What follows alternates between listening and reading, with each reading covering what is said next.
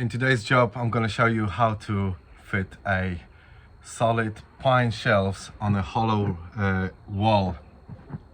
So I'm starting a new job. I'm just unpacking, and as always, all the cutting is in the front of the house because the house is clean and people living there. So I try always do all the cuts outside. But here's the job. I bought these two nice boards from Wicks. Timber board, 600 by 2 meters 50 millimeters, 28 mil. It's a really good looking board. I'm not sure if this is spruce or pine, but it's like a bare wood. And my client Tom asked for the job to be from a solid wood, and he's got me this varnish. So we're gonna stain it when it's all cut. But the job is simple. We got these two big boards. We're gonna cut long shelves. We're gonna do two long shelves and one short shelf in an L shape. And I'm just setting up my tools. One of the tools that you'll need is either a plunge saw and a guide. I've got the two-piece guide, which is really handy because when I join it, I'm gonna have a 2.8 meter, and it's just like a perfect tool for very long cut. Or you can have a table saw and still does the job, but you have to slice the big board all the way, which is sometimes too heavy. But also another requirement for this job was making a round edge. So I've just replaced a router bit for a little bit smaller, because we want that edge there, you see, it's quite sharp. We want it rounded up. So we have to do it before staining in, but we have to do all the cuts and brackets. So let me show you around.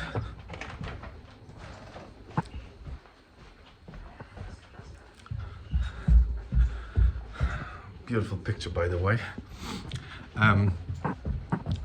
Yes, so that's the room, that's the space, that's the corner, and Tom was quite good with a specification.